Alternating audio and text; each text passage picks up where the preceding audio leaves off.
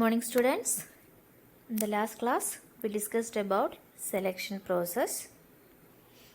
It comprises several stages starting from preliminary interview, receiving applications, screening of applications, employment test, interview, reference checking, medical examination and final selection. And we have already discussed three steps, that is preliminary interview, receiving applications and screening of the application. Then let me explain employment test, the fourth stage in selection process. After the preliminary interview, the candidates are asked to appear for selection test. It is mainly done to examine the suitability of a job to the candidates. The management wants to know the level of abilities and knowledge, the pattern of interest, skill and aptitude of an individual in terms of job specification. The common tests are intelligence test, aptitude test, interest test, psychological test, personality test, etc. There are several types of tests and these are conducted to judge the suitability of the candidates for the job. അപ്പോൾ ഈ ഒരു സ്റ്റേജിൽ നമ്മൾ explain ചെയ്യുന്നത് various types of ടെസ്റ്റുകൾ conduct ചെയ്യുന്നതിനെ കുറിച്ചിട്ടാണ്. അതായത് പ്രിലിമിനറി ഇൻ്റർവ്യൂ കഴിഞ്ഞാൽ നമ്മൾ പറഞ്ഞു ഒരു ബ്ലാങ്ക് ആപ്ലിക്കേഷൻ ഫോം വെച്ചിട്ട് നമ്മൾ എന്ത് ചെയ്യുന്നു, അല്ലെങ്കിൽ കാൻഡിഡേറ്റ്സിൻ്റെ ബയോഡേറ്റ ഫില്ല് ചെയ്ത് വാങ്ങുമെന്ന് പറഞ്ഞു. സ്യൂട്ടബിൾ ആണെന്ന് തോന്നുന്ന അല്ലെങ്കിൽ സ്ക്രീൻ ചെയ്തിട്ടുള്ള കാൻഡിഡേറ്റ്സിൻ്റെ ബയോഡേറ്റയാണ് ഇങ്ങനെ ഓർഗനൈസേഷൻ കളക്ട് ചെയ്യുന്നത്. അപ്പോൾ ഈ ഒരു പ്രിലിമിനറി ഇൻ്റർവ്യൂവിന് ശേഷം ഇത്തരത്തിൽ സ്ക്രീൻ ചെയ്യപ്പെട്ടിട്ടുള്ള കാൻഡിഡേറ്റ്സിനോട് സെലക്ഷൻ ടെസ്റ്റിന് അപ്പിയർ ചെയ്യാനായിട്ട് പറയും. ബേസിക്കലി ഇത്തരത്തിലുള്ള സെലക്ഷൻ ടെസ്റ്റിൻ്റെ മെയിൻ പർപ്പസ് എന്ന് പറയുന്നത് കാൻഡിഡേറ്റ്സിൻ്റെ മെൻ്റൽ എബിലിറ്റി, അതുപോലെ തന്നെ സ്കിൽസ്, അതുപോലെ തന്നെ മറ്റു പല കാര്യങ്ങളും, ഒരു പക്ഷേ അവരുടെ ആപ്റ്റിറ്റ്യൂഡ് ചെക്ക് ചെയ്യാനാവാം, ഇൻ്റലിജൻസ് ലെവൽ ടെസ്റ്റ് ചെയ്യാനായിരിക്കാം, ഇൻട്രസ്റ്റ് എന്തൊക്കെയാണ് ചെക്ക് ചെയ്യാനായിരിക്കാം, സൈക്കോളജിക്കൽ ടെസ്റ്റുകൾ ഉണ്ടായിരിക്കാം, അതുപോലെ തന്നെ പേഴ്സണാലിറ്റി ടെസ്റ്റ്, ഇതൊക്കെ ഓരോരോ ട്രൈറ്റ്സും ചെക്ക് ചെയ്യാൻ വേണ്ടിയിട്ടാണ് പല തരത്തിലുള്ള ടെസ്റ്റുകൾ കണ്ടക്ട് ചെയ്യുന്നത്. അപ്പോൾ ഒരു പർട്ടിക്കുലർ ജോബിന് ആ ഒരു എംപ്ലോയി അല്ലെങ്കിൽ ആ ഒരു നമ്മൾ സെലക്ട് ചെയ്യാൻ പോകുന്ന ഒരു കാൻഡിഡേറ്റ് സ്യൂട്ടബിൾ ആണോ എന്ന് ഏറ്റവും കൃത്യമായിട്ട് മനസ്സിലാക്കാൻ സാധിക്കുന്നത് ഇത്തരത്തിലുള്ള ടെസ്റ്റ് കണ്ടക്ട് ചെയ്യുന്നതിലൂടെയാണ്. That is employment test. And next is after the selection test, next is employment interview. We know interview is a face-to-face communication or a face-to-face observational and a personal appraisal method of evaluating the applicants. Okay, it's an oral communication. Normally interviews are oral communication process, and the interview enables the candidate to gather information about the nature of the job, compensation package, working condition, etc. And the employer or the organization also gets first-hand information and impression of the candidate and can judge his potentialities. അപ്പോൾ ഏറ്റവും ആദ്യമായിട്ട് അല്ലെങ്കിൽ ഒരു select ചെയ്യാൻ പോകുന്ന കാൻഡിഡേറ്റിനെ face to face ആയിട്ട് മുന്നിൽ നിർത്തിക്കൊണ്ട് മാനേജ്മെൻറ്റും അതുപോലെ തന്നെ ഓർഗനൈസേഷൻ്റെ ഒഫീഷ്യൽസും ആദ്യമായിട്ട് ഒരു face to face conversation conduct ചെയ്യുന്നത് പലപ്പോഴും ഈ ഒരു ഇൻ്റർവ്യൂവിലായിരിക്കും. അപ്പോൾ ഒരു കാൻഡിഡേറ്റ്സിനെ കുറിച്ചിട്ടുള്ള കൂടുതൽ ഇൻസൈറ്റ്സ്, അയാളെ കുറിച്ചുള്ള കൂടുതലായിട്ടുള്ള കാര്യങ്ങൾ അറിയാൻ വേണ്ടിയിട്ടാണ് സാധാരണയായിട്ട് ഇൻ്റർവ്യൂസ് കണ്ടക്ട് ചെയ്യുന്നത്. Okay, more about him. ഇപ്പോൾ ബയോഡേറ്റ നമ്മൾ ഫില്ല് ചെയ്ത് വാങ്ങിയിട്ടുണ്ട്, അതിൽ അവരെ കുറിച്ചുള്ള കാൻഡിഡേറ്റ്സിനെ കുറിച്ചിട്ടുള്ള ബേസിക് ഇൻഫർമേഷനൊക്കെ നമുക്ക് കിട്ടിയിട്ടുണ്ട്. ഇനിയും കൂടുതൽ എന്തൊക്കെയാണ്, ഒരു ആക്യുറേറ്റ് പിക്ചർ നമുക്ക് കിട്ടണം. അതെന്തിനു വേണ്ടിയിട്ടാണ്? Whether he is fit to perform the particular job, ഈ ഒരു ജോബിലേക്കാൾ ആപ്റ്റ് ആണോ എന്ന് അറിയാൻ വേണ്ടിയിട്ട് നമുക്ക് കുറച്ചുകൂടി വ്യക്തമായിട്ട് ഈ കാൻഡിഡേറ്റ്സിനെ കുറിച്ച് അറിയണം.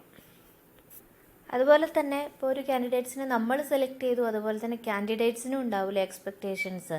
അപ്പോൾ അവർക്ക് ഈ നമ്മുടെ ഓർഗനൈസേഷനെ കുറിച്ച് അല്ലെങ്കിൽ ഒരു ജോലിയെക്കുറിച്ച്, അവർ എക്സ്പെക്റ്റ് ചെയ്യുന്ന സാലറി പാക്കേജിനെ കുറിച്ച് എന്തൊക്കെയാണ്, അവരുടെ പ്രതീക്ഷകൾ എന്തൊക്കെയാണ്, അതുപോലെ തന്നെ ഒരു പർട്ടിക്കുലർ കാൻഡിഡേറ്റിൻ്റെ കോൺഫിഡൻസ് ലെവൽ, ഇങ്ങനെയുള്ള കാര്യങ്ങളൊക്കെ നമുക്ക് ഈ ഒരു ഫേസ് ടു ഫേസ് കോൺവെർസേഷൻ അല്ലെങ്കിൽ ഇൻ്റർവ്യൂ പ്രോസസ്സിലൂടെ കൃത്യമായിട്ട് മനസ്സിലാക്കാനായിട്ട് സാധിക്കും എന്നുള്ളതാണ്.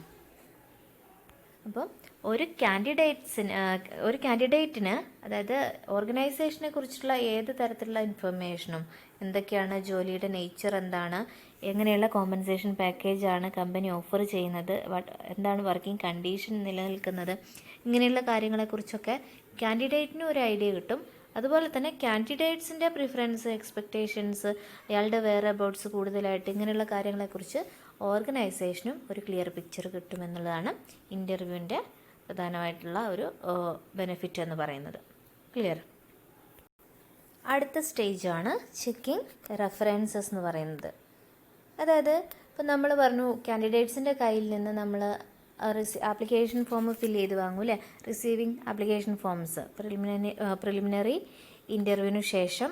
അപ്പോൾ ഈ ഒരു ആപ്ലിക്കേഷൻ ഫോമിൽ സാധാരണയായിട്ട് എല്ലാ ഓർഗനൈസേഷനും പ്രൊവൈഡ് ചെയ്യുന്ന ഈ ഒരു ബ്ലാങ്ക് ആപ്ലിക്കേഷൻ ഫോമിൽ ഒരു കോളം ഉണ്ടാവും. ആ കോളത്തിൽ എന്താണെന്ന് വെച്ചാൽ ഫോർ ഗിവിങ് ദി റെഫറൻസസ്, അതായത് കാൻഡിഡേറ്റ്സ് ആ ഒരു സ്പേസ് ഫില്ല് ചെയ്യേണ്ടത് എങ്ങനെയാണ്, 2 or 3 അല്ലെങ്കിൽ 1 അല്ലെങ്കിൽ 2 അതിൽ കൂടുതലോ എത്രയാണോ ഓർഗനൈസേഷൻ മെൻഷൻ ചെയ്യുന്നത് അതിനനുസരിച്ചിട്ടുള്ള നമ്പർ ഓഫ് പേഴ്സൺസിൻ്റെ പേര്, ആ ഒരു പർട്ടിക്കുലർ ലൊക്കാലിറ്റിയിലുള്ള ഒരു റെപ്യൂട്ടഡ് ആയിട്ടുള്ള കുറച്ച് 1-2 പേരുടെ പേര് അതിനകത്ത് മെൻഷൻ ചെയ്യണം. അതെന്തിനു വേണ്ടിയിട്ടാണ്? ഇപ്പോൾ ഈ എംപ്ലോയിയെ കുറിച്ചിട്ടുള്ള എന്തെങ്കിലും കാര്യങ്ങളെക്കുറിച്ച് ഓർഗനൈസേഷന് കൂടുതലായിട്ട് ഒരു എൻക്വയറി എന്തെങ്കിലും നടത്തണമെങ്കിൽ ഓർഗനൈസേഷന് കോണ്ടാക്ട് ചെയ്യാൻ പറ്റിയ കുറച്ച് റെഫറൻസ് ആയിട്ട് എന്ത് ചെയ്യുക, 1-2 പേരുടെ പേര് അവിടെ മെൻഷൻ ചെയ്യുക എന്നുള്ളതാണ്. ഓക്കെ, അത് usually ask for the references from the candidate. അപ്പോൾ ഇതിൻ്റെ കൊടുത്തിട്ടുള്ള ഇൻഫർമേഷൻ അല്ലെങ്കിൽ കാൻഡിഡേറ്റ് പറഞ്ഞിട്ടുള്ള അയാളുടെ ബയോഗ്രഫി, അതുപോലെ തന്നെ അയാളുടെ മറ്റുള്ള ഇൻഫർമേഷൻ, ഇതെല്ലാം കറക്റ്റ് ആണോ എന്നുള്ളത് ചെക്ക് ചെയ്യാൻ വേണ്ടിയിട്ടാണ് നമ്മൾ സാധാരണയായിട്ട് ഈ റെഫറൻസസ്. അതുപോലെ തന്നെ ഓർഗനൈസേഷനും വിശ്വസിക്കാവുന്ന തരത്തിലുള്ള കുറച്ചൊക്കെ റെപ്യൂട്ടഡ് ആയിട്ടുള്ള അല്ലെങ്കിൽ കുറച്ച് അറിയപ്പെടുന്ന രീതിയിലുള്ള ആളുകളുടെ പേരാണ് സാധാരണയായിട്ട് ഈ റെഫറൻസ് കോളത്തിൽ സാധാരണ പ്രൊവൈഡ് ചെയ്യാം. അപ്പോൾ ഈ റെഫറൻസസ് സാധാരണയായിട്ട് ഒരു കാൻഡിഡേറ്റിൻ്റെ സ്വഭാവത്തെക്കുറിച്ച്, അതുപോലെ തന്നെ അയാളുടെ പെരുമാറ്റം, ബിഹേവിയറിനെ കുറിച്ചിട്ടൊക്കെ കൂടുതലായിട്ട് മനസ്സിലാക്കാൻ വേണ്ടിയിട്ട്, ഇപ്പം നമുക്ക് മുന്നിൽ പ്രസൻറ്റ് ചെയ്തിട്ടുള്ള ആൾ തന്നെയാണോ പുറത്തും, അയാൾ എങ്ങനെയാണ് എന്നുള്ള ഒരു ക്ലിയർ പിക്ചർ കിട്ടാൻ വേണ്ടിയിട്ടൊക്കെയുള്ള എൻക്വയറിയൊക്കെ സാധാരണ ഇത്തരത്തിലുള്ള റെഫറൻസിനെ വിളിച്ചിട്ടാണ് ഓർഗനൈസേഷൻ കണ്ടക്ട് ചെയ്യാറുള്ളത്. That is checking references. അപ്പോൾ ആ പേര് എഴുതാനുള്ള അവകാശം അല്ലെങ്കിൽ ആ റെഫറൻസ് കോളത്തിൽ ആരുടെ പേര് എഴുതണം എന്നുള്ളത് അത് കാൻഡിഡേറ്റ്സിന് തീരുമാനിക്കാം. അവർ തന്നെയായിരിക്കും പേര് എഴുതുന്നത്.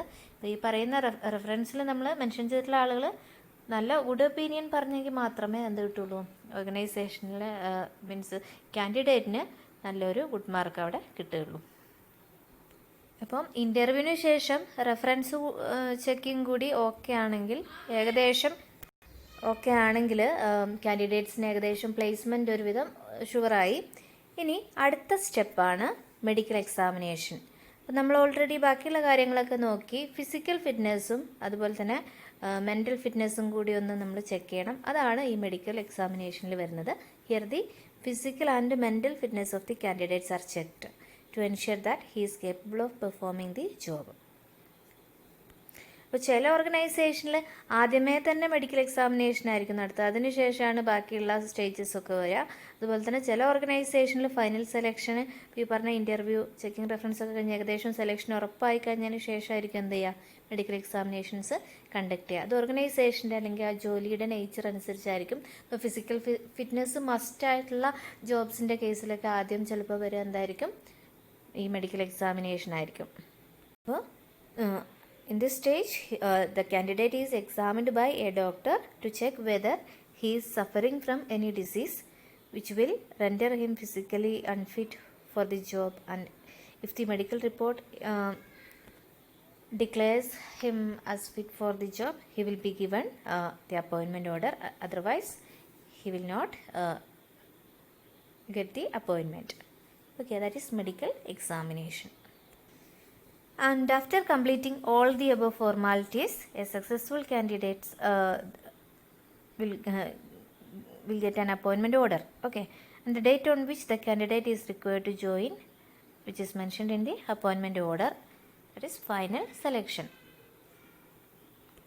അപ്പം മുമ്പ് പറഞ്ഞ എല്ലാ പ്രൊസീജിയേഴ്സും പ്രിലിമിനറി ഇൻ്റർവ്യൂ തുടങ്ങി application, receipt of application, test, അതുപോലെ തന്നെ എംപ്ലോയ്മെൻറ്റ് ഇൻ്റർവ്യൂ, അതുപോലെ തന്നെ എംപ്ലോയ്മെൻറ്റ് ടെസ്റ്റുകൾ, ചെക്കിങ് റെഫറൻസസ്, മെഡിക്കൽ എക്സാമിനേഷൻ, ഇതെല്ലാം പാസ്സായിട്ട് വരുന്ന അല്ലെങ്കിൽ എല്ലാം ക്വാളിഫൈ ചെയ്ത് വരുന്ന കാൻഡിഡേറ്റ്സിന് ഫൈനലി ഈ ഫൈനൽ സ്റ്റേജിൽ they are selected for the job, that is final selection.